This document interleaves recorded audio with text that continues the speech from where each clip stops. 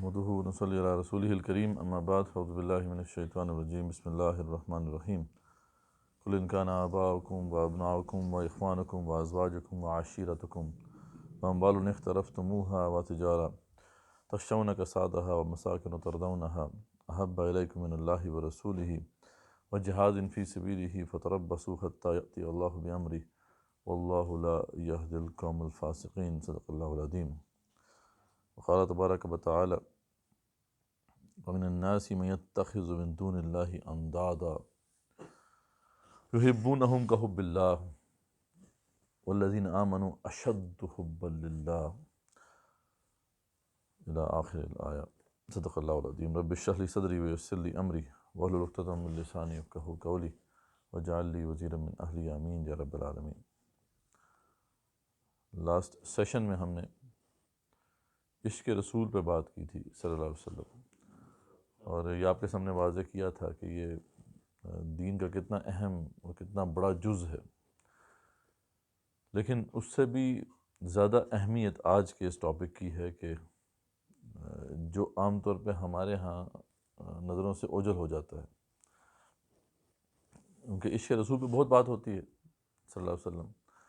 وہ یقیناً جو ہے اس میں کوئی شک نہیں ہے، رسول اکرم صلی اللہ علیہ وسلم سے محبت جو ہے وہ ہمارے ایمان کا تقاضا ہے، اس میں تو کوئی شک نہیں ہے. رسول اکرم صلی اللہ علیہ وسلم کی حدیث بھی ہم نے لاسٹ ٹائم پیش کی تھی کہ تم مومن نہیں ہو سکتے جب تک کہ میں جو ہے تمام تمہارے باپ، بیٹے اور والدین، بچوں اور تمام جہان والوں سے زیادہ عزیز نہ ہو جاؤں.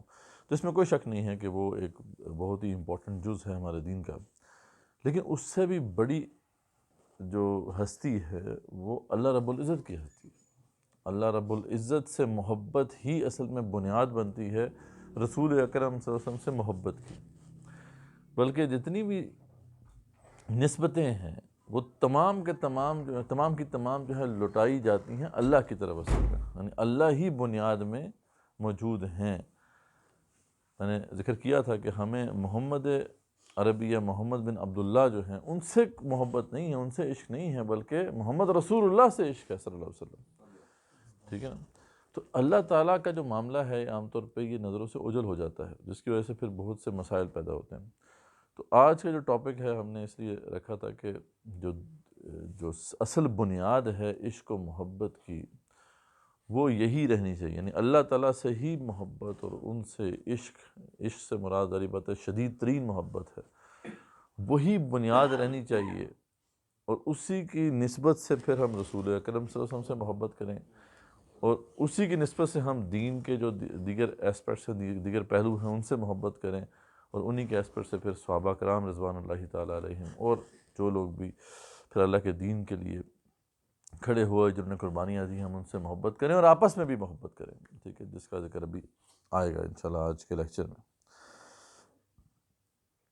تو سب سے پہلے تو اسی آیت کو ہمیں یاد کرنا چاہیے جو سورۃ توبہ کی آیت ہے کہ رسول اکرم صلی اللہ علیہ وسلم کو اللہ تعالیٰ نے یہ بتا دیا کہ اے رسول اکرم صلی اللہ علیہ وسلم آپ انہیں بتا دیں کہ اگر ان کے باپ، ان کے بیٹے، ان کے بھائی، ان کی بیویاں، ان کے رشتہ دار وہ مال جو یہ جمع کرتے ہیں، یعنی ان کے بینک بیلنسز جو ہیں اور وہ جو تجارتیں ہیں جن کے ماند پڑنے کا انہیں ڈر رہتا ہے، یعنی بزنسز ہیں، کیریئرز ہیں، اور وہ گھر جو بڑے یہ شوق سے بناتے ہیں، اگر ان سب کی محبتیں یا 8 محبتیں اگر ترازو میں ایک پلڑے میں آپ ڈال دیں اور دوسرے پلڑے میں پھر یہ 3 محبتیں ڈالنی ہیں آپ نے، اور ان میں سب سے پہلے محبت کس کی ہے؟ اللہ کی. اس کے بعد کس کی محبت ہے؟ رسول اللہ صلی اللہ علیہ وسلم کی. اور اس کے بعد کس کی محبت ہے؟ جہاد فی سبیل اللہ کی، یعنی اللہ کے دین کے لیے جہاد کی. تو اگر تو یہ 3 محبتوں والا جو پلڑا ہے یہ ہلکا ہے اور وہ 8 محبتیں بھاری ہیں، تو اللہ کا فیصلہ ہے اور کسی کا فیصلہ نہیں ہے. اللہ کہہ رہے ہیں کہ جاؤ، انتظار کرو یہاں تک کہ وہ آخری وقت آ جائے. اللہ ایسے فاسقوں کو کبھی ہدایت نہیں دیتا. یہ فاسق لوگ ہیں، بڑی سیدھی بات ہے. تو اب یعنی یہ معاملہ ایسا نہیں ہے جس کو ہم بس سرسری سی نظر ڈال کے ہم چھوڑ دیں. یہ ہماری اخروی نجات کا معاملہ ہے. تو اس لیے ہمیں ہر آن جو ہے اپنا جو تعلق ہے اللہ تعالیٰ کے ساتھ اس کو چیک کرتے رہنا چاہیے، اس کا محاسبہ کرتے رہنا چاہیے کہ آیا وہ ایک ہائیسٹ لیول پر موجود ہے یا نہیں۔ تو جیسا کہ ہم نے لاسٹ لیکچر میں کچھ نسبتیں واضح کی تھیں کہ آخر آپ کسی سے محبت کیوں کرتے ہیں، تو وہی نسبتیں ہم آج بھی ذرا کنسیڈر کریں گے۔ ان میں سے ایک دو نسبتیں وہ ہیں جو رسول اکرم صلی اللہ علیہ وسلم کے حوالے سے تو مطلب یہ ہے کہ امپورٹنٹ ہیں، یا ان کا تعلق ہے رسول اکرم صلی اللہ علیہ وسلم کے جو ساتھ ریلیشن شپ ہمیں بلڈ کرنے ہیں اس حوالے سے، لیکن پوچھنا یہ تھا کہ اللہ تعالیٰ کی محبت ہم کس طرح چیک کریں گے؟ ہم اس کو خود اپنے ذات کے اندر کس طرح چیک کریں گے کہ ہمیں اللہ تعالیٰ سے کتنی محبت ہے؟ جی وہ انشاءاللہ لیکچر کے اینڈ میں آپ کو کلیئر ہو جائے گا۔ تو پہلے تو ہم یہ بات ہم نے پہلے بھی کی تھی اور آج بھی کریں گے کہ آخر کوئی شخص کسی سے محبت کیوں کرتا ہے، ٹھیک ہے نا؟ تو کچھ نسبتیں ہم نے 6 اس کی نسبتیں جو ہیں سامنے رکھی تھیں، بس ویسے تو 5 نسبتیں تھیں، ایک تو اس کی ایکسٹینشن ہے۔ تو آج بھی ہم ان نسبتوں کو دیکھتے ہیں، ان بنیادوں کو دیکھتے ہیں، لیکن یہ ہے کہ آج جس کانٹیکسٹ میں بات کر رہے ہوں کہ معاملہ اللہ تعالیٰ کا ہے، تو اس لیے ایک دو نسبتیں وہ ہیں یا بنیادیں وہ ہیں کہ جو یہاں پہ اپلائی نہیں کریں گی، لیکن یہ ہے کہ باقی اپلائی کریں گی۔ تو ہم نے بات کی تھی کہ سب سے پہلے جو بنیاد ہے وہ یہ کہ آپ کسی سے محبت اس لیے کرتے ہیں کہ اس شخص کے اندر حسن ہے، ٹھیک ہے نا؟ ہر حسن سے اللہ تعالیٰ نے محبت کرنے کا جذبہ ہمارے اندر رکھ دیا ہے۔ اب حسن کیونکہ ہمارے جو انڈو پاکستانی کلچر کے اندر تو بس ایک وہ صرف نازک کے ساتھ ہی جوڑ دیا گیا، حالانکہ ایسی بات نہیں ہے۔ حسن تو جو ہے ایک بہت ہی بڑا ایک جذبہ ہے۔ آپ حسن دیکھتے ہیں مناظر کے اندر بھی، آپ حسن دیکھتے ہیں نظریات کا بھی حسن ہوتا ہے۔ ایک شخص جب آپ کو بتاتا ہے کہ اگر یہ نظریہ جو ہے یہ نافذ ہو گیا دنیا میں تو دنیا کا نقشہ یہ ہو جائے گا، دنیا کے اندر غریب ختم ہو جائیں گے، ہر بندے کو اس کا حق ملے گا، کوئی کسی کے اوپر ظلم نہیں کر سکے گا۔ تو یہ بھی تو ایک حسین منظر ہے نا۔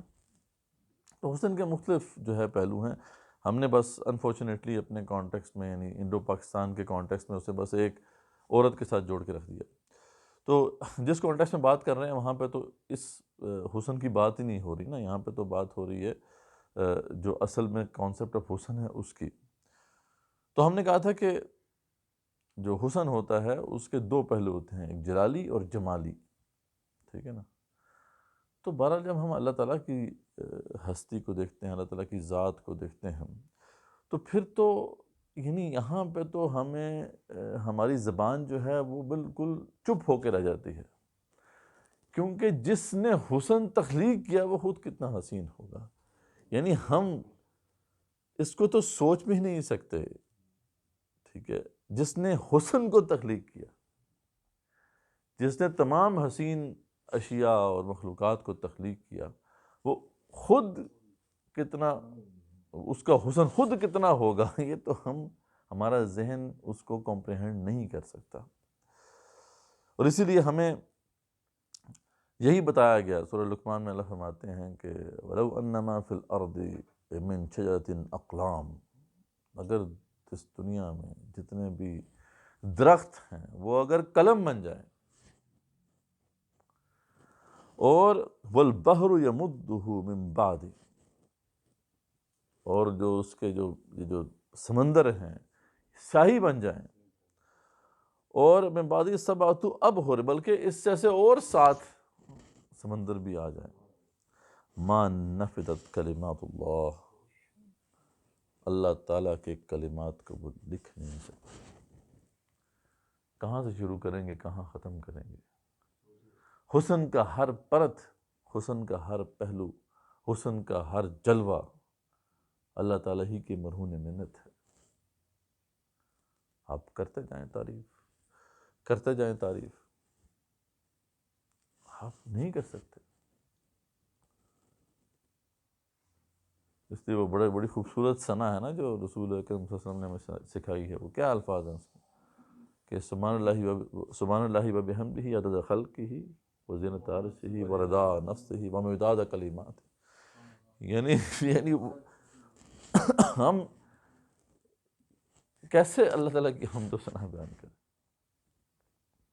اس کی تعریف کریں، اس کے حسن کو بیان کریں. تو کیا خوب علامہ اقبال رحمۃ اللہ فرماتے ہیں کہ ایک اور نسبت بھی یہاں پہ بڑی امپورٹنٹ ہے جو یہاں پہ اقبال نے واضح کی ہے، لیکن اس کو ذرا دیکھیں کہ اقبال کیا فرماتے ہیں. وہ فرماتے ہیں کہ میں انتہائے عشق ہوں تو انتہائے حسن. ٹھیک ہے، یعنی اللہ تعالیٰ جو ہے وہ حسن کی انتہا ہے. اور دوسری بات جو اقبال فرما رہے ہیں وہ یہ ہے کہ اس حسن سے صحیح معنوں میں جو عشق کر سکتا ہے نا وہ انسان کر سکتا ہے. تو عاشق جو ہے نا صحیح معنوں میں انسان ہی بن سکتا ہے، اور کسی مخلوق کے پاس وہ کیپیسٹی نہیں ہے جو اللہ سے عشق کر سکے. تو کہتا ہے یہ دونوں انتہائیں ہیں.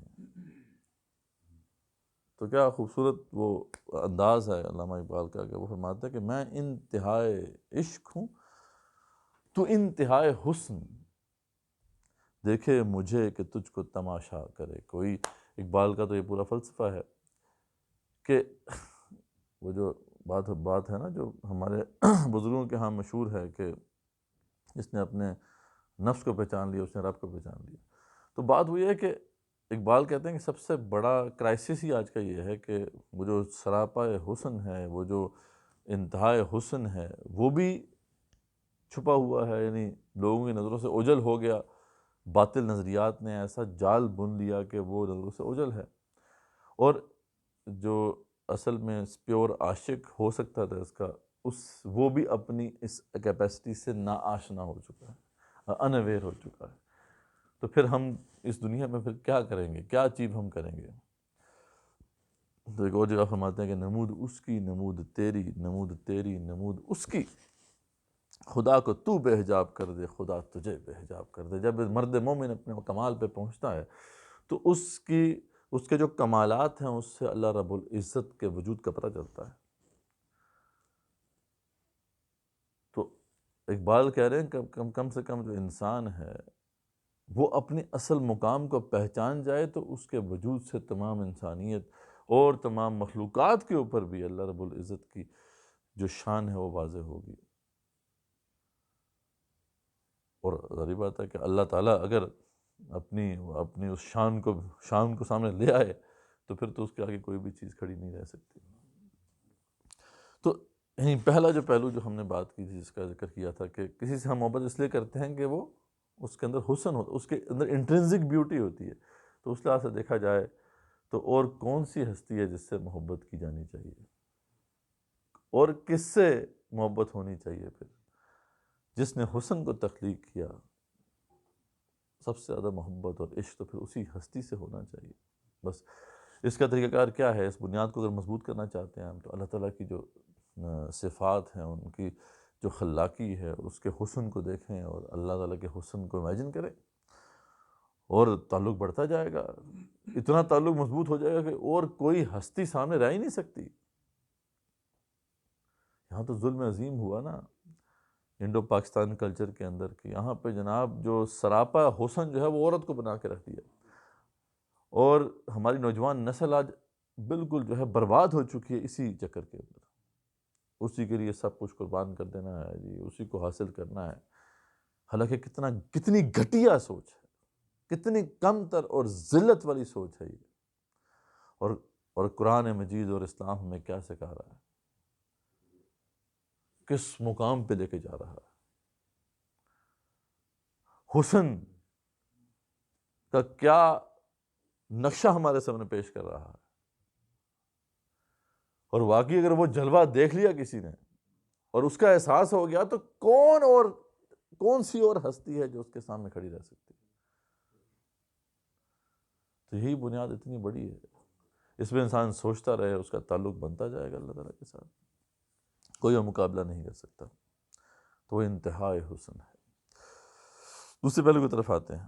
دوسرا پہلو جو تھا ہم نے بات کی تھی کہ اس بات کا احساس، یا آپ کو اگر پتہ چل جائے کہ کسی شخص نے آپ کے اوپر کوئی اچھائی کی، آپ کے اوپر احسان کیا ہے، تو وہی بات ہے، اس وجہ سے بھی آپ کے دل میں اس کے لیے محبت پیدا ہو جاتی ہے۔ اب اس پہلو کو بھی آپ دیکھ لیں، کس سے اور کون ہے جس کو آپ کمپیئر کریں گے اللہ کے ساتھ؟ وہ اللہ جس نے تمہیں پیدا کیا، جو تمہیں کھلاتا ہے، پلاتا ہے، تمہیں رزق دیتا ہے، تمہیں اشرف المخلوقات اس نے بنایا، اس سے آگے بڑھ کر تمہیں مسلمان بنایا، اس سے آگے بڑھ کر یہاں پہ آج ہم اللہ کے دین کو سمجھنے کے لیے بیٹھے ہیں۔ یہ جو کرم ہے اللہ تعالیٰ کا، یہ جذبہ جو طلب اللہ نے ہمارے اندر پیدا کی، یہ اتنے احسانات ہیں۔ لیکن بات تو وہی ہے، کہاں سے شروع کریں گے، کہاں ختم کریں گے؟ کلمات میں سب آ جاتا ہے، اللہ کے احسانات گننا شروع کریں تو معاملہ وہی ہے، اللہ کے حسن کو بیان کرنا شروع کریں تو مسئلہ وہی ہے، بات وہی ہے جو بیان کر دی گئی ہے۔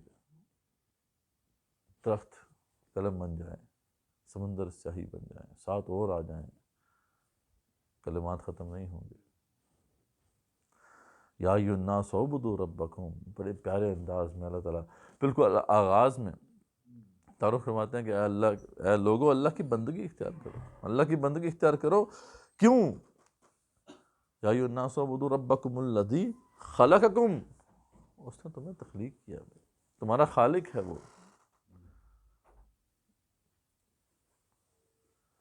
پھر والذین من قبلکم، اور تم سے پہلے جو لوگ تھے تمہارے آباء و اجداد، ان کو اس نے تخلیق کیا، لعلکم تتقون، تاکہ تم بچ جاؤ اس کے عذاب سے۔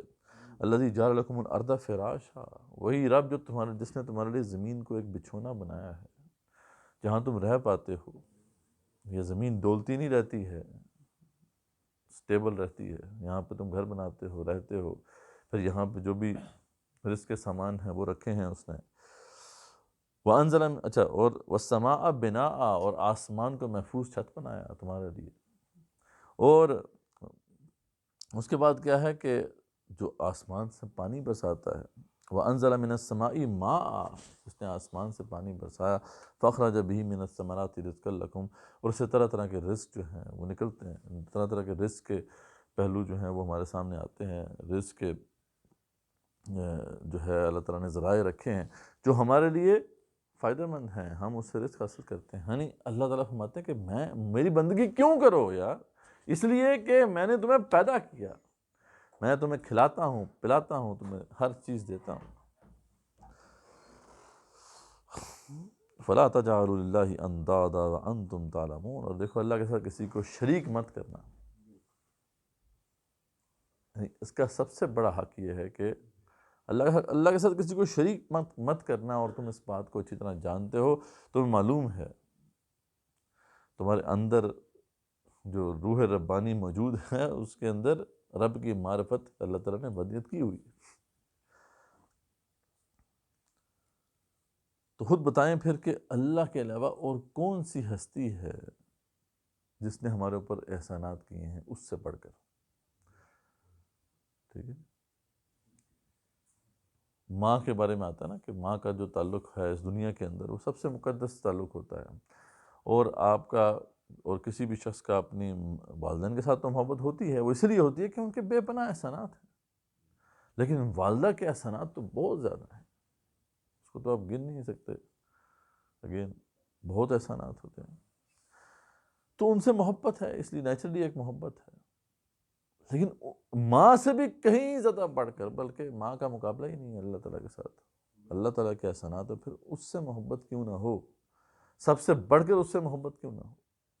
تو یہ جو پہلو ہے یہ بالکل واضح ہے۔ پھر اللہ تعالیٰ نے ہمیں جو اشرف المخلوقات بنایا، ایک تو یہ ہے کہ اللہ تعالیٰ کوئی اور کسی اور مخلوق کے طور پر ہمیں پیدا کر سکتے تھے، اللہ تعالیٰ نے ہمیں اشرف المخلوقات بنایا۔ اللہ فرماتے ہیں سورہ بنی اسرائیل میں کہ وَلَقَدْ كَرَّمْنَا بَنِي آدم، لیکن ہم نے بنی آدم کو مکرم کیا، افضل کیا انہیں، وَحَمَلْنَاهُمْ فِي الْبَرِّ وَالْبَحْرِ، اور خشکی اور تری پہ ان کو ایک تصرف عطا کیا۔ آج پورے جو نظام ہے ان کے اوپر ان کو ہم کنٹرول کر پاتے ہیں اللہ کے حکم سے۔ کئی جگہ پہ اللہ نے فرمایا کہ وَسَخَّرَ لَكُم مَا فِي السَّمَاوَاتِ وَمَا فِي الْأَرْضِ، ہم نے تمہارے لیے مسخر کر دیا ہے زمینوں اور آسمان میں جو کچھ بھی ہے، یعنی پوری یونیورس میں جو کچھ بھی ہے وہ اے انسان تیرے لیے ہے۔ انسان کو اتنا بڑا مقام عطا کیا، انسان کو مشہود ملائکہ بنایا، اس کو خلافت عرضی عطا کی، چھوٹی بات تو نہیں ہے نا بطور انسان کے جو اللہ تعالیٰ نے، مطلب بطور انسان کے اگر ہم سوچیں تو اللہ کا یہ کرم اتنا بڑا ہے کہ اللہ نے ہمیں انسان بنایا۔ اور اس کے بعد اور اللہ فرماتے ہیں وَرَزَقْنَاهُم مِّنَ الطَّيِّبَاتِ، اور پاک چیزوں سے اس کو رزق دیا، وَفَضَّلْنَاهُمْ عَلَىٰ كَثِيرٍ مِّمَّنْ خَلَقْنَا تَفْضِيلًا، اور کتنی ہی مخلوقات سے زیادہ ان کو ہم نے فضیلت عطا کی۔ چھوٹی بات ہے، اور اس سے آگے بڑھ کر انسانوں میں ہمیں مسلمان پیدا کیا، اس سے بڑی دولت ہو نہیں سکتی، اس سے بڑی دولت کوئی ہو سکتی ہے کہ جنت میں صرف مسلمان جا سکتا ہے، غیر مسلم جا ہی نہیں سکتا، کبھی بھی نہیں جا سکتا۔ ایون کہ گنہگار مسلمانوں کا بھی یہ معاملہ ہے کہ اپنی سزا بھگتنے کے بعد جہنم میں وہ جنت کے اندر جا سکتے ہیں، کوالیفائی کر سکتے ہیں جنت کے لیے، اگر شرط یہ ہے کہ انہوں نے شرک نہ کیا ہو، شرک سے بچے ہوئے ہیں تو پھر جا سکتے ہیں۔ تو اتنا بڑا کرم جو ہے جو اللہ تعالیٰ نے ہمارے اوپر کیا، اس کو ہم سوچیں، غور کریں، خود سوچیں کہ ابھی غیر مسلم گھر میں پیدا ہو جاتے تو کیا ہوتا ہمارا۔ یہ آسان تھا کہ حق تک پہنچنا، آسان ہے اس دور کے اندر، اس کفر اور شرک کے اس دور کے اندر بہت مشکل ہے۔ تو اللہ کا یہ کرم ہے، اور پھر اس سے آگے بڑھ کر جو یہاں پہ لوگ بیٹھے ہیں ان کو اس پہ سوچنا چاہیے کہ آپ اگر یہاں پر اللہ کے دین کی بات سننے کے لیے آئے ہیں تو آپ کے دل کے اندر ایک طلب موجود ہے اس کی، اور اس پر تو خوشخبری ہے جو رسول اکرم صلی اللہ علیہ وسلم کے توسط سے ہمیں ملی، یہ متفق علیہ حدیث ہے، صحیح مسلم بخاری میں ہے، بہت مشہور حدیث ہے، حضرت معاویہ رضی اللہ عنہ سے جو ہے مروی ہے۔ کیا الفاظ ہیں اس کے کہ من یرد اللہ بہ خیرا، جس کے ساتھ بھی اللہ تعالیٰ بھلائی کا ارادہ کر لیتے ہیں، جس کے ساتھ بھی اللہ تعالیٰ بھلائی کا ارادہ فرما لیتے ہیں، تو یفقہ فی الدین، تو دین میں اس کو سمجھ عطا کر دیتے ہیں۔ اگر ہمارے اندر یہ طلب موجود ہے اور ہم دین کو سمجھنے کے لیے آگے بڑھ رہے ہیں تو اللہ کے رسول صلی اللہ علیہ وسلم نے ہمیں بشارت دے دی ہے کہ یہ اس سے بڑا کرم ہے کہ چلو ایک عام مسلمان بھی ہیں لیکن ہم اگر دین کی طرف آگے بڑھنا چاہ رہے ہیں تو یہ اللہ کی طرف سے ایک طرح سے یہ فیصلہ ہوا ہے ہمارے لیے بھلائی اور خیر کا۔ تو کتنے ہی پہلو ہیں جن کو اگر ہم گننا چاہیں تو ہم نہیں گن سکتے۔ تو احسان کے پہلو کہ کوئی شخص جو ہے اس کے کیا احسانات ہیں آپ کے اوپر، جب آپ اس کے بارے میں سوچتے ہیں تو آپ اس سے نیچرلی محبت ہو جاتی ہے۔ تو اس لحاظ سے بھی دیکھا جائے تو اللہ سے محبت اور کسی کی نہیں ہو سکتی۔ میں تیسری جو بنیاد ہم نے واضح کی تھی اور نسبت جس کا ذکر کیا تھا وہ یہ تھا کہ اس کا احساس کہ کوئی جو ہستی ہے وہ مجھ سے کتنی محبت کرتی ہے، وہ میرا کتنا خیال رکھتی ہے، اس بات کا احساس یہ محبت کو بڑے نیکسٹ لیول پہ لے جاتا ہے۔ آپ کو پتہ ہے کہ آپ کی والدہ آپ کا خیال رکھتی ہیں، آپ سے محبت کرتی ہیں، اس بات کا آپ کو احساس ہوتا ہے تو کتنی زیادہ محبت آپ کو فیل ہوتی ہے اپنی ماں کے بارے میں۔ اب اس کو بھی اپلائی کریں اب اللہ تعالیٰ کی ہستی کے حوالے سے، تو اگین یہ اتنی بڑی بنیاد ہے کہ اللہ تعالیٰ کو ہمارا کتنا خیال ہے۔ بے شمار اس پہ آپ کو آیات ملیں گی، جو ہے احادیث ملیں گی، صحیح مسلم میں اور صحیح بخاری میں یہ حدیث موجود ہے۔ ایک دفعہ، اور یہ عمر بن خطاب سے مروی ہے رضی اللہ عنہ، ایک دفعہ کچھ قیدی آپ صلی اللہ علیہ وسلم کے سامنے تھے، تو ان قیدیوں میں ایک عورت تھی جس کا بچہ گم گیا، اور وہ عورت جو ہے بھاگتے بھاگتے پھر رہی ہے، جو ماں کا حال ہوگا، اس کا جو ہے بچہ چھوٹا اگر ہاتھ سے جو ہے وہ کہیں آگے پیچھے ہو جائے تو اس کا کیا حال ہوتا ہے، تو وہ کبھی ادھر جا رہی ہے کبھی ادھر جا رہی ہے، آخرکار اسے بچہ وہ مل جاتا ہے اور وہ اس کو دودھ پلانا شروع کر دیتی ہے۔ تو رسول اکرم صلی اللہ علیہ وسلم یہ سارا منظر دیکھ کر صحابہ سے یہ کہتے ہیں، عمر بن خطاب بھی تھے موجود، تو یہ بتاؤ کہ کبھی ایسا ہو سکتا ہے کہ یہ جو ماں ہے یہ اپنے بچے کو آگ میں ڈال دے؟ حضور صلی اللہ علیہ وسلم کو سب نے کہا کہ نہیں یہ کیسے ہو سکتا ہے، یہ تو کبھی نہیں ایسا کرے گی. تو رسول اکرم صلی اللہ علیہ وسلم نے کیا ارشاد فرمایا؟ انہوں نے فرمایا کہ اللہ اپنے بندوں پر اس سے بھی زیادہ رحم کرنے والا ہے جتنا یہ عورت اپنے بچے پر مہربان ہو سکتی ہے. سبحان اللہ. اللہ کی جو محبت ہے اپنے بندے کے لیے وہ ماں سے کہیں زیادہ بڑھ کے ہے.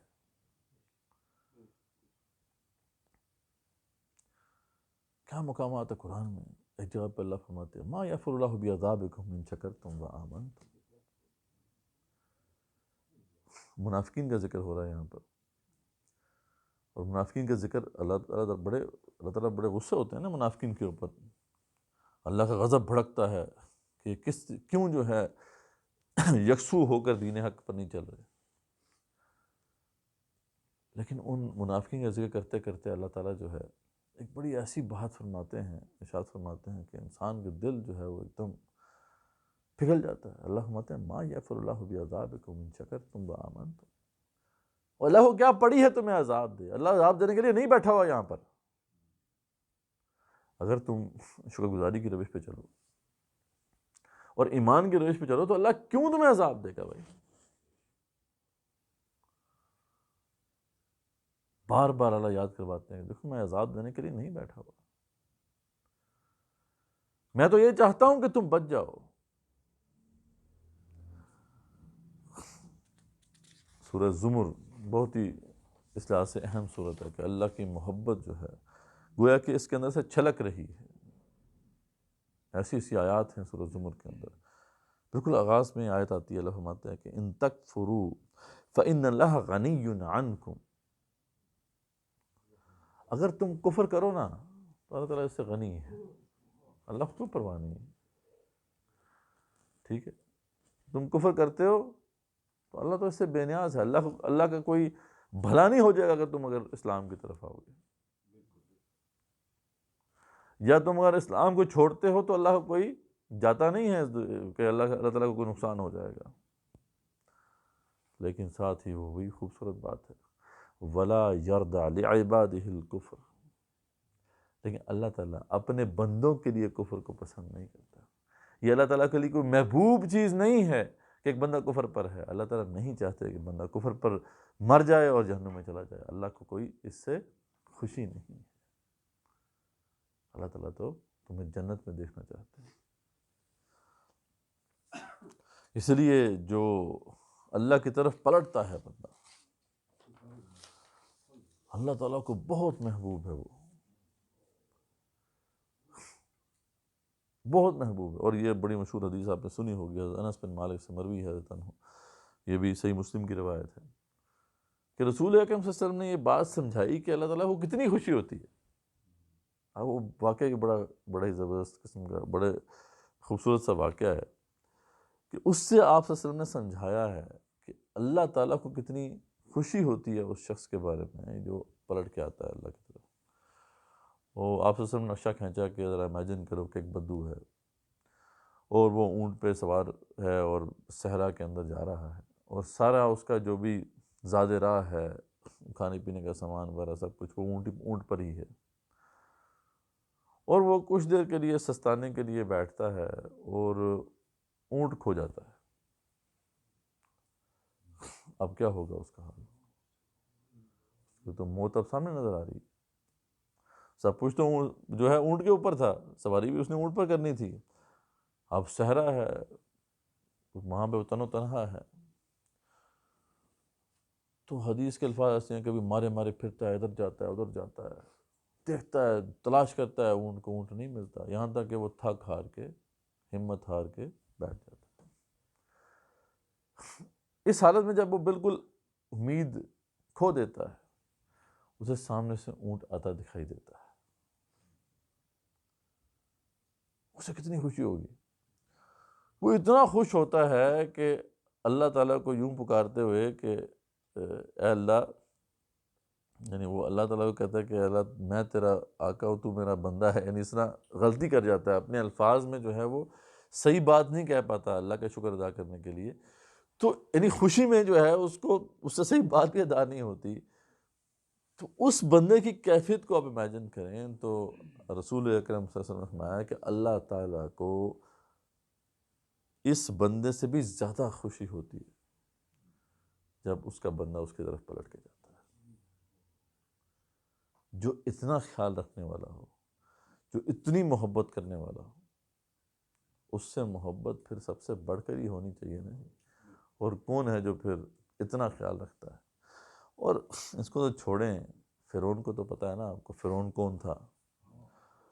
وہ فرعون جو اتنا ظالم جابر تھا،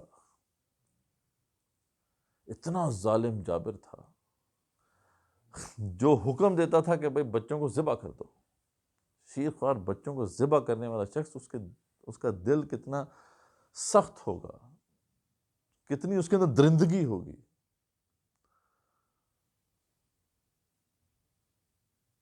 لیکن اللہ تعالیٰ جب موسیٰ اور ہارون علیہ السلام کو ان کی طرف بھیجتے ہیں تو کیا کہتے ہیں؟ ہاں جی، کیا کہتے ہیں کہ اذهبا الی فرعون انہ طغی، فرعون کی طرف جاؤ، طغیانی مچا رکھی ہے، فقولا لہ قولا لینا، تو ذرا بات جب کرنا تو نرمی سے بات کرنا، لعلہ یتذکر او یخشی، شاید کہ وہ نصیحت حاصل کر لے اور ڈر جائے۔ جو رب اس درندگی والے درندہ صفت انسان سے اتنی محبت کرتا ہے، اس کے بارے میں بھی اتنا خیال ہے اس کو کہ چلو یہ بھی واپس آ جائے، تو ایک عام انسان سے اس کی کتنی محبت ہوگی، کتنا خیال ہوگا اس کا۔ اور اسی سورہ زمر میں پھر وہ جو آیت آتی ہے جس کے بارے میں ابن مسعود رضی اللہ عنہ فرمایا کرتے تھے کہ اس سے زیادہ امید افزا آیت نہیں ہے قرآن میں گناہ گاروں کے لیے، کہ قل یا عبادی الذین اسرفوا علی انفسہم لا تقنطوا من رحمت اللہ ان اللہ یغفر الذنوب جمیعا انہ هو الغفور الرحیم، کیا رسول اکرم صلی اللہ علیہ وسلم میرے ان بندوں کو بتا دیں۔ یہاں پہ عجیب انداز، حالانکہ اللہ نے ہمیشہ عبد اپنے بندوں کو جو ہے جب پکارا ہے تو نیک بندوں کو اس طرح پکارا ہے۔ اللہ کا عبد ہونا یہ چھوٹی بات نہیں ہے، اللہ تعالیٰ اپنے پیغمبروں کو عبد کے طور پہ پکارتے ہیں، لیکن یہاں پہ اللہ تعالیٰ نے اپنے جو گناہگار لوگ ہیں ان کو بھی عبد سے پکارا ہے کہ رسول اکرم صلی اللہ علیہ وسلم میرے ان بندوں کو بتا دیں جنہوں نے اپنی جانوں پر ظلم کر لیا ہے گناہ کر کر کہ میری رحمت سے مایوس نہ ہو جانا، میری رحمت سے مایوس نہ ہونا کہ میں تو تمام کے تمام گناہ بخش دیتا ہوں۔ ٹھیک ہے کہ بے شک اللہ تعالیٰ جو ہے وہ تمام کے تمام گناہ بخش دیتا ہے، کیوں؟ کیونکہ وہی تو بخشنے والا ہے، اور کس کے پاس جاؤ گے؟ بخشنے والا اور کون ہے؟ وہی تو بخشنے والا ہے۔ لیکن ساتھ پھر کچھ کنڈیشنز بھی ہیں، اللہ تعالیٰ نے سمجھایا ہے انسانوں کو کہ دیکھو میں بخش تو دوں گا لیکن اس کی کچھ شرائط تمہیں پوری کرنی ہوں گی۔ یہ بھی تصور غلط ہے ہمارے ذہن میں بیٹھ جاتا ہے کہ بس ٹھیک ہے کیونکہ اللہ تعالیٰ بخشنے والے مہربان ہے، آپ جو مرضی کرو، ایسی بات نہیں۔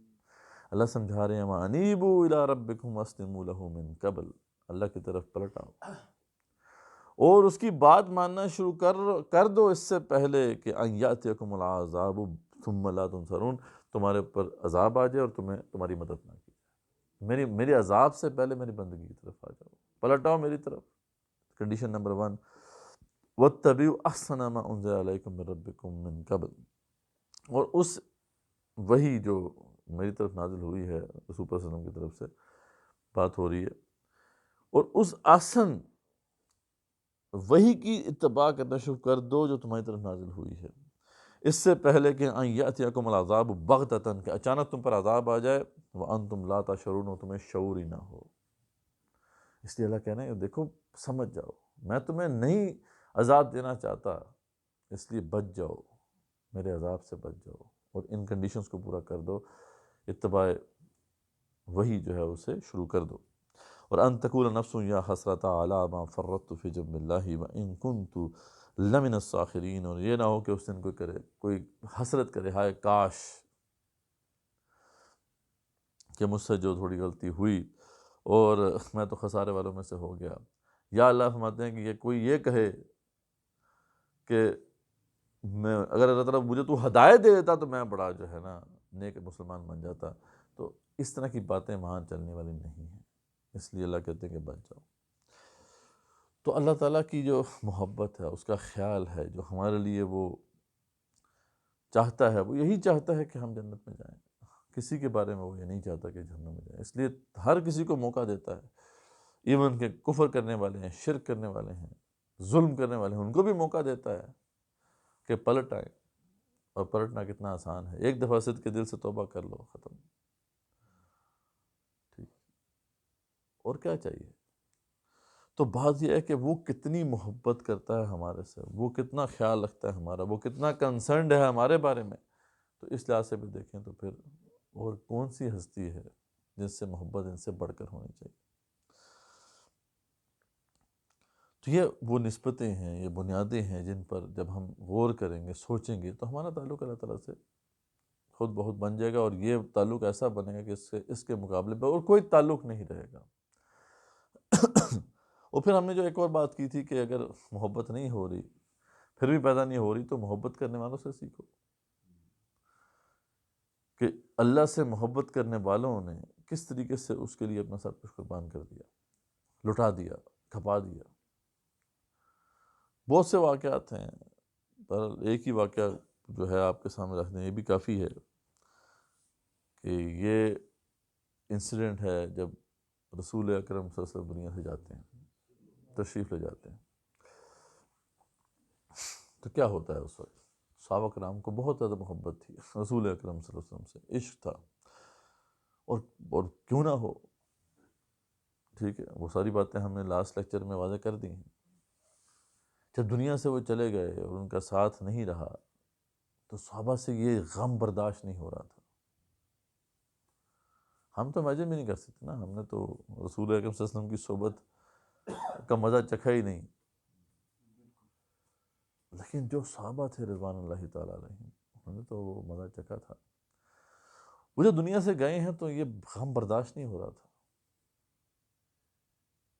عمر بن خطاب تلوار نکال کے کہتے ہیں کہ جس نے کہا کہ رسول اکرم صلی اللہ علیہ وسلم فوت ہو گئے ہیں، میں اس کی گردن اڑا دوں گا. کئی صحابہ کرام جو ہے دل شکستہ ہو کے بیٹھے ہوئے تھے. کو سمجھ نہیں آ رہا تھا اس کو پروسیس کیسے کریں. یہاں تک کہ ابو بکر صدیق رضی اللہ عنہ تھے، وہ ایک اور بنیاد کو اپنے ذہن میں تازہ کیے ہوئے تھے، اور وہ جاتے ہیں، تصدیق کرتے ہیں اس کی، رسول اکرم صلی اللہ علیہ وسلم دنیا سے جا چکے ہیں. آپ کے پیشانی مبارک پر بوسہ دیتے ہیں اور کہتے ہیں ٹھیک ہے، یہ پہلی ایک ہی موت تھی، اب اور دوسری موت آپ کے اوپر نہیں آئی. اور اس کے بعد پھر جاتے ہیں اور باہر ایک خطاب کرتے ہیں، اور وہ اس خطاب میں جو آیت انہوں نے تلاوت کی وہ کیا تھی؟ یہ سورہ آل عمران کی آیت ہے کہ وما محمد الا رسول قد خلت من قبلہ الرسل. محمد صلی اللہ علیہ وسلم کیا تھے؟ وہ صرف ایک رسول تھے، اور ان سے پہلے بھی بہت سے رسول ہو گزرے ہیں. تو افإن مات او قتل انقلبتم علی اعقابکم، تو اگر وہ دنیا سے چلے جاتے ہیں تو کیا تم اپنی ایڑیوں کے بل پلٹ جاؤ گے؟ ومن ینقلب علی عقبیہ، اور جس نے پھر ایسا کیا، پھر جو ایڑیوں کے بل پیچھے پیچھے پلٹا، فلن یضر اللہ شیئا، تو اللہ کا تو کچھ نہیں بگاڑے گا پھر وہ. فسنجزی اللہ الشاکرین، اور جو شکر گزار بندے ہیں ان کو اللہ تعالیٰ ضرور جو ہے جزا عطا کرے گا. یہ آیت پڑھنے کے ساتھ ہی انہوں نے فرمایا کہ جو شخص محمد صلی اللہ علیہ وسلم کی عبادت کرتا تھا تو سن لو کہ وہ دنیا سے جا چکے ہیں، لیکن جو اللہ کی عبادت کرتا تھا تو یاد رکھو کہ ہمیشہ رہے گا. جب یہ نسبت سامنے آئی وہ سارا غم ختم ہو گیا، وہ غم تھم گیا. وہ بنیاد انہوں نے واضح کر دی تھی جو اصل بنیاد ہے عشق و محبت کی. تو صحابہ کرام رضوان اللہ تعالیٰ علیہم جو ہیں وہ فوراً جو ہے وہ اس میں آئے، اپنے آپ کو سنبھالا، اور پھر اپنی زندگی جو ہے اس کو جاری رکھا. اور کس شان سے جاری رکھا کہ پھر ان کے مشن کو لے کے آگے بڑھے. پوری دنیا تک اس مشن کو لے کے گئے. اور پھر اس کے علاوہ بہت سے واقعات ہیں. صحابہ کرام رضوان اللہ تعالیٰ علیہم کا ذوق عبادت کیا تھا، کس انہماک سے وہ عبادت کیا کرتے تھے، ان کا ذوق قرآن کیا تھا. یعنی جو بھی اللہ تعالیٰ سے تعلق رکھنے والی چیزیں ہیں، چاہے وہ عبادت ہے، چاہے وہ قرآن ہے، ہر پہلو جو کہ رسول اکرم صلی اللہ علیہ وسلم ہے، ہر کوئی چیز یا کوئی شخصیت جس کا تعلق اور نسبت اللہ سے ہے، وہ اس سے محبت کرتے تھے. اور وہ جو مطلب بے شمار جو ہیں وہ احادیث کے طرق موجود ہیں ساستہ کے اندر جو ہے، جس کے بار بار یہ ذکر آتا ہے کہ وہ دو لوگ جو صرف اللہ کے لیے ایک دوسرے سے محبت کرتے ہیں، ان کا ریوارڈ کیا ہے کہ وہ اللہ تعالیٰ کے عرش کے سائے میں ہوں گے.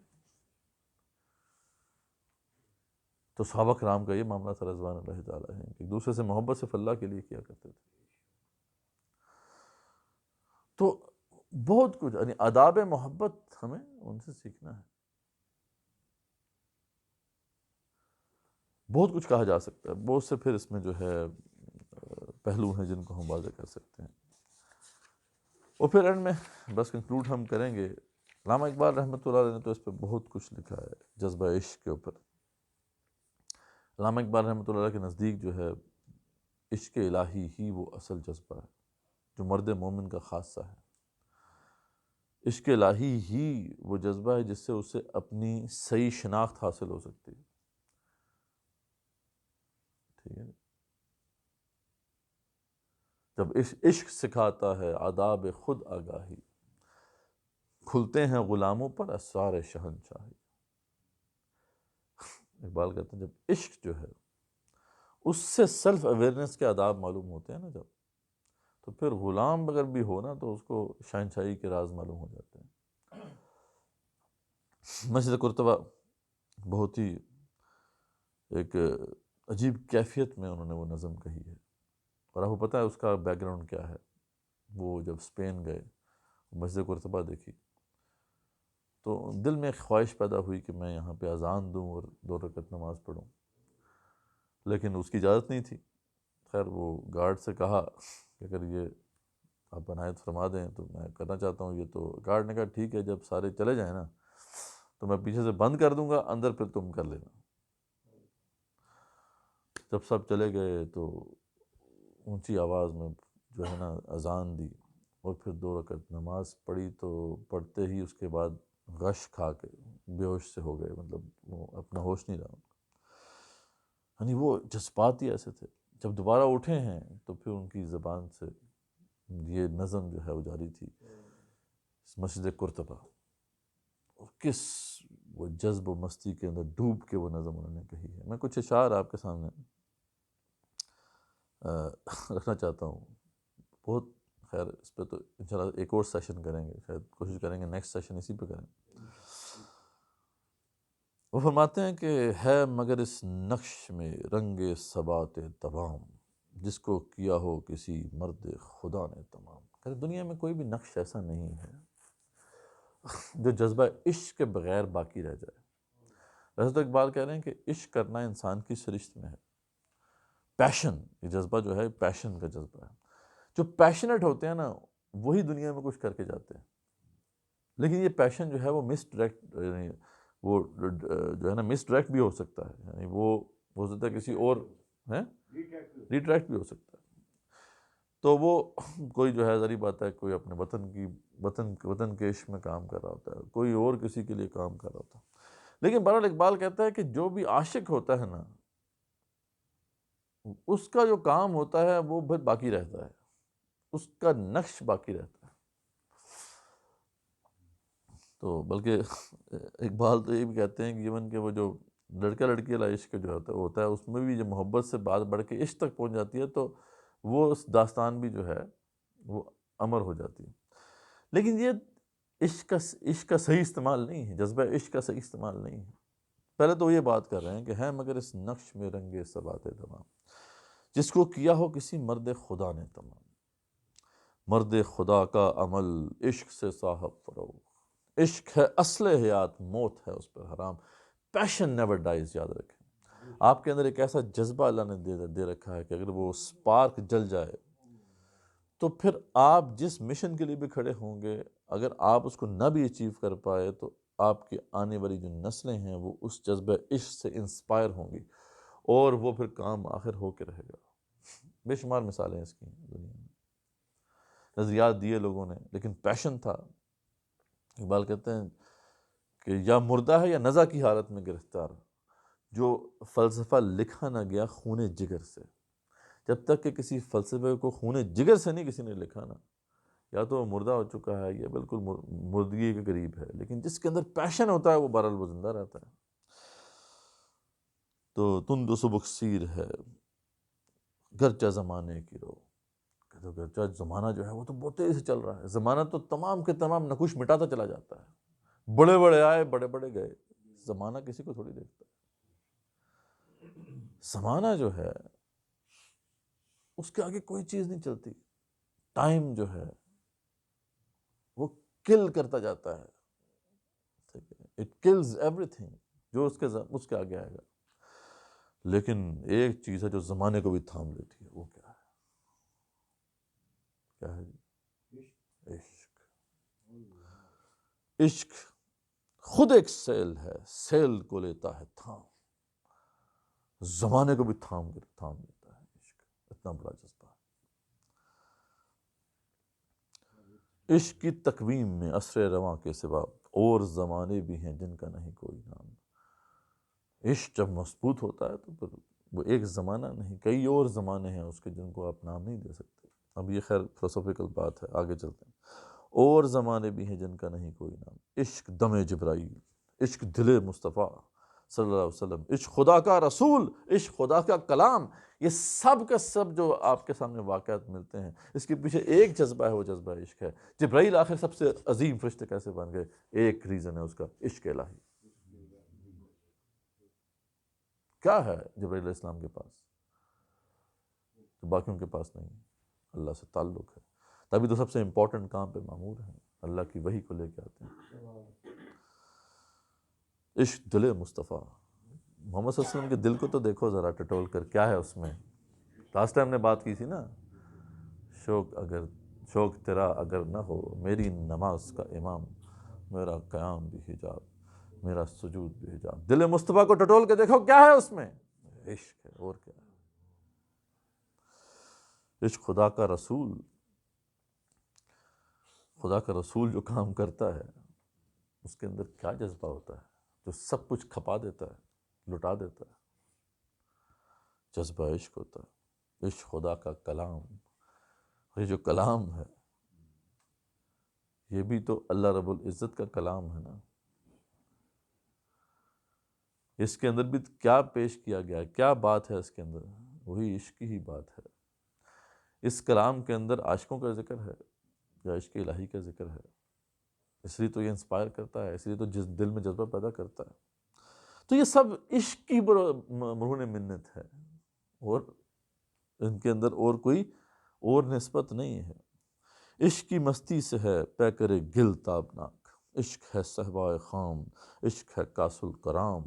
یعنی خیر اس کو اسکپ کرتے ہیں، یہ آگے چلتے ہیں۔ عشق فقیہ حرم، عشق امیر جنود، بڑے بڑے فقی پیدا ہوئے، وہ کیا جذبہ تھا جس کی وجہ سے انہوں نے اپنا سب کچھ کھپا دیا، لٹا دیا اور دین کا علم حاصل کیا، اور ہمارے لیے اتنی بڑی بڑی کتابیں، اتنے بڑے بڑے علم کے خزانے چھوڑے۔ وہ کیا جذبہ تھا؟ عشق تھا۔ یہ جو محدثین چلے ہیں وہ ایک ایک حدیث کو اکٹھا کرنے کے لیے پتہ نہیں کتنے سفر کیے۔ یہ کیا ان کو یہ جنون طاری تھا بھائی؟ کیا پیسے مل رہے تھے ان کو؟ ایک روپیہ نہیں دیا ان لوگوں نے۔ وہ کس جذبے سے سرشار تھے؟ عشق کے جذبے سے سرشار تھے۔ اور جنہوں نے وہ جو امیر تھے مسلمانوں کے بڑے بڑے، چاہے وہ طارق بن زیاد ہوں، چاہے وہ سلطان صلاح الدین ایوبی ہوں، چاہے وہ صحابہ کرام کے بڑے بڑے خالد بن ولید ہوں رضی اللہ تعالیٰ عنہ ورحمہ اللہ علیہم، وہ کیا جذبہ تھا ان کے اندر؟ وہ عشق کا جذبہ تھا، اور کچھ نہیں۔ عشق فقیہ حرم، عشق امیر جنود، عشق ہے ابن السبیل، اس کے ہزاروں مقام۔ اس کے مقامات کو آپ جاننا چاہیں گے تو آپ گن نہیں سکیں گے۔ کہ عاشقوں نے کیا کچھ کیا. یہ دنیا عاشقوں کی بنائی ہوئی ہے. ایک اور جگہ پہ اقبال فرماتے ہیں جتنا بھی نالج ایگزسٹ کرتا ہے وہ عاشقوں کا پیدا کرتا ہے. عاشق کر جاتا ہے, بعد میں لوگ سٹڈی کرتے ہیں کہ کیسے کیا, اس سے علم بنتا ہے.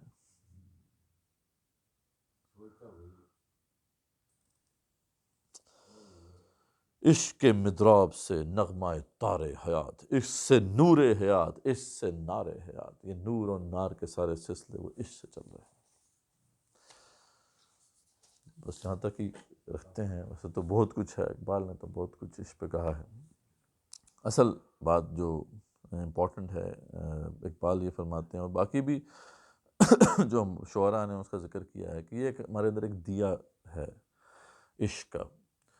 وہ جل جائے تو پھر انسان کو کسی اور موٹیویشن کی ضرورت نہیں رہتی, پھر یہ انسان موٹیویٹڈ رہتا ہے. وہ اگر نہ جلے تو پھر انسان کو پھر ایکسٹرنل موٹیویشن کی ضرورت رہتی ہے.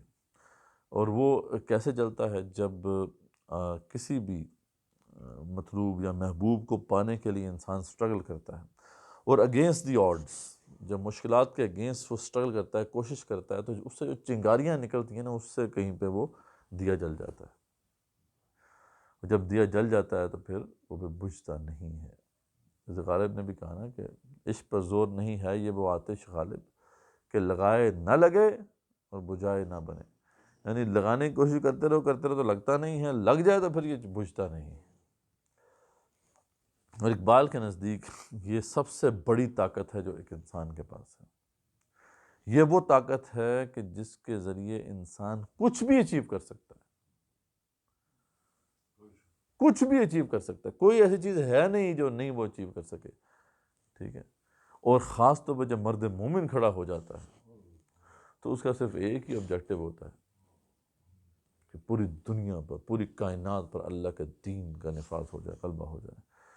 تو یہ ایک ایسا عظیم آبجیکٹو ہے کہ جب مرد مومن اس کے لیے کھڑا ہوتا ہے اور جذبہ عشق سے سرشار ہو جاتا ہے تو اقبال کہتے ہیں کہ پھر وہ اس ہائر آبجیکٹو کو پانے کے لیے جو پیشنیٹ سٹرگل کرے گا نا, وہ جذبہ عشق سے سرشار ہو کر دیوانہ وار, دیوانگی چاہیے نا.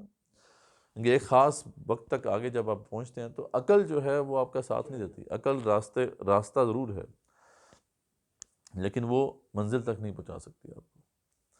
عقل تو آپ کو شروع میں ٹھیک ہے ہیلپ کرے گی کہ ٹھیک ہے یہ اس راستے کی مشکلات ہیں, اس کو کیسے ٹیکل کرنا ہے, آپ اس کو ٹیکل کرتے رہیں گے, دیکھتے رہیں گے, اسٹڈی کرتے رہیں گے, اس کے مطابق آپ ان ہرڈلس کو دور کرتے رہیں گے. لیکن ایک ایسا مقام آئے گا جہاں عقل کیا فیصلہ دے گی, یو کانٹ ڈو اٹ, آپ نہیں کر سکتے. پھر یہاں پر عشق جو ہے اس کا زمانہ شروع ہوتا ہے, اس کا دور شروع ہوتا ہے. پیشن کے آگے کوئی چیز رکتی نہیں ہے, کیونکہ نالج تو وہی ہے میں نے جو بتایا آپ کو کہ عاشق پر پیدا کرتے ہیں. نالج جو ایگزسٹ کرتا ہے وہ کسی عاشق نے یہاں تک پہنچا دیا تھا, اب آگے تو پھر آپ کو عشق ہی لے کے جائے گا, تو وہ پھر اس کے بیونڈ جاتا ہے اور اس راہ میں اپنی جان قربان کر دیتا ہے. وہ جب جان قربان کرتا ہے تو وہ باقی آنے والی نسلوں کے لیے سورس آف انسپریشن بن جاتا ہے. پھر وہ لوگ کھڑے ہوتے ہیں اس کے لیے, وہ اپنی جانیں قربان کرتے ہیں, پھر وہ بھی دنیا سے چلے جاتے ہیں. پھر یہ چلتا رہتا ہے سلسلہ, چلتا جاتا ہے یہاں تک کہ پھر کہیں جا کے بہت بڑی تبدیلی آتی ہے جب, تو پھر یاد آتا ہے کہ بھئی اس کو اوریجنیٹ کس نے کیا تھا. مطلب آپ ایک کافر کی مثال دے لیں تو آپ کو وہاں پہ بھی اس کی مثالیں مل جائیں گی. کارل مارکس آپ کے سامنے ہے, کارل مارکس نے کمیونزم کا نظریہ دیا تھا. دنیا میں تو وہ جب رہا تو چند لوگ اس سے متاثر ہوئے, لیکن پیشنیٹ تھا اپنے کاز کے لیے, مر گیا. وہ کہیں جا کے رشیا کے کسی گاؤں میں وہ لینن جو ہے اسے انسپائر ہو گیا, اس نے پوری دنیا کو ہلا کے رکھ دیا پکڑ کے. آج تک جو ہے دنیا اس کے اثر سے نہیں نکل پائی, حالانکہ اس کو دنیا سے گئے ہوئے 100 سال اتنے سال ہو چکے ہیں. ہاں جی, 30-40 سال ہو چکے تھے دنیا سے گئے ہوئے. یہ کافر تھا, نظریہ بھی جو اس نے دیا وہ کفریہ نظریہ ہے, غیر فطری نظریہ ہے, پھر بھی دیکھیں اس میں جان پیدا ہوگی. تو جو نظریہ توحید کے لیے جان دی جائے گی تو یہ کتنا بڑا ایٹم بم ہے.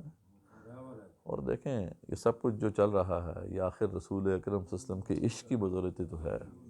آج بھی ذرا بتائیں نا دل تھام کے کہ جب ہم واقعہ پڑھتے ہیں, یہ جو طائف کا واقعہ پڑھتے ہیں کہ جب آپ صلی اللہ علیہ وسلم گئے اور اس کے لیے کتنے پیشنیٹ تھے, کتنا ان کا جذبہ تھا اس کے لیے، سب کچھ ان کو سہنا پڑا، پتھر ان کو مارے گئے، ان کو لہو لہان ہوئے، تو آج بھی دل کے تار چھڑتے ہیں کہ نہیں چھڑتے؟ تو آج بھی سورس آف انسپریشن ہے۔ حالانکہ رسول اکرم صلی اللہ علیہ وسلم دنیا پہ اللہ کے دین کو غالب کر کے حجاز میں گئے، اس کے بعد ان کے شاگردوں نے پوری دنیا پہ نافذ کر دیا، ہم نے سب کچھ لٹا بھی دیا جو کچھ انہوں نے اچیو کیا تھا، آج تو ہم سب لٹائے بیٹھے ہیں، ادھر جیب میں ہمارے کچھ بھی نہیں ہے، لیکن پھر بھی ان کی جو تاریخ ہے وہ ہمارے دل کے تار ابھی بھی چھیڑتی ہے، ابھی بھی ہمیں انسپائر کرتی ہے، کیونکہ پیشن کبھی ختم نہیں ہوتا۔ اور کبھی انشاءاللہ جب وقت آئے گا، جب امام مہدی آئیں گے اور پھر عیسیٰ علیہ السلام آئیں گے، پوری دنیا پر اللہ کا دین غالب ہو جائے گا، تو یاد رکھیں گے، کس کو یاد رکھیں گے؟ سب یاد رکھیں، بتائیں ذرا وہ کون سی ہستی ہے؟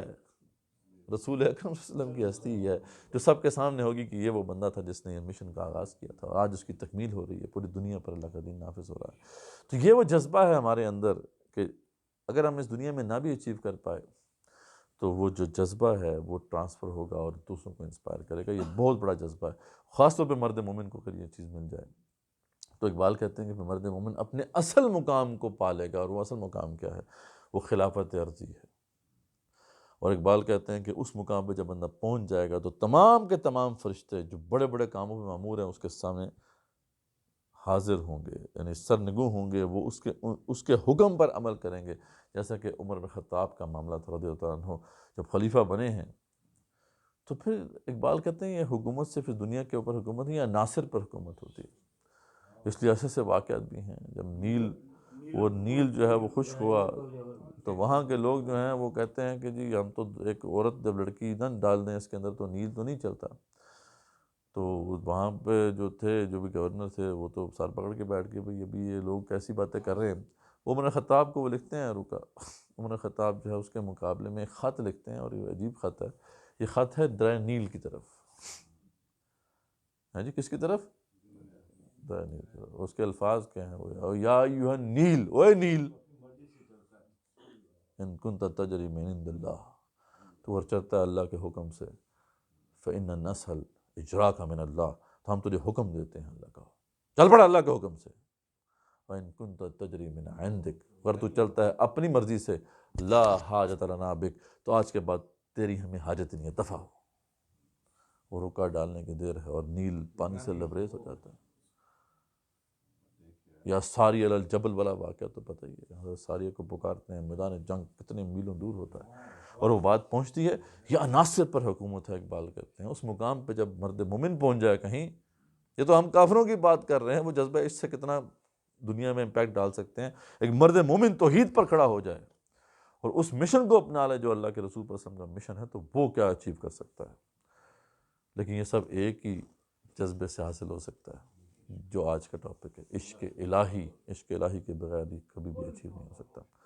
یہیں پہ ختم کرتے ہیں، آخر دعوانا الحمدللہ رب العالمین۔